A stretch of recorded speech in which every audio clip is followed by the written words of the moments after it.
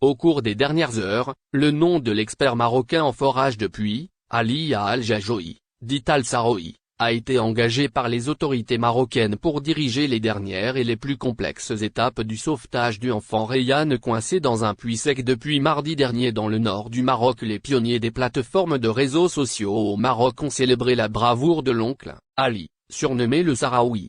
Oncle Ali Al-Jajoui, un Marocain d'une cinquantaine d'années, habitant à Arfoud, Vest du Maroc, exerce depuis plus de 20 ans le métier de creuser des puits selon des méthodes manuelles traditionnelles, en plus de son travail dans le domaine de la construction. Savoir-faire et savoir-faire. Al-Saroui est célèbre pour son grand savoir-faire dans le creusement manuel de puits et pour surmonter les obstacles naturels lors du forage sans utiliser de méthodes de forage modernes. Compte tenu de l'expérience d'Al-Saroui dans le forage manuel de puits, les autorités marocaines l'ont utilisé après qu'il n'a pas été possible de terminer la tâche de forage à l'aide de machines lourdes. Al-Saroui, avec 2 autres personnes, a creusé le port horizontal vers Rayyan, qui était resté coincé dans le puits sec pendant plus de 100 heures, et a enlevé les décombres manuellement pour éviter le risque d'un coup effondré.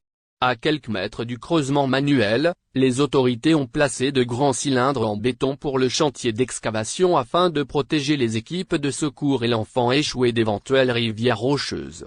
Selon les spécialistes, l'étape de creuser le port manuel horizontal vers le puits coincé à l'intérieur de l'enfant Rayyan est la plus difficile et la plus complexe des étapes de sauvetage, en raison de la possibilité d'effondrement du sol fragile de la zone.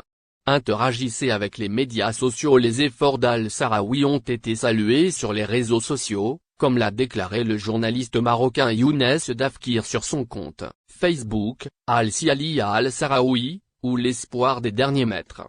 Alors que le jeune marocain Younes Bougando a posté une photo d'Al-Saroui sur son compte Facebook en la commentant, « Il n'a pas de diplôme, c'est juste un puisatier expérimenté ». Il a poursuivi, il est le fondateur de l'idée de creuser un tunnel horizontal à l'aide de tuyaux pour atteindre l'enfant Rayyan.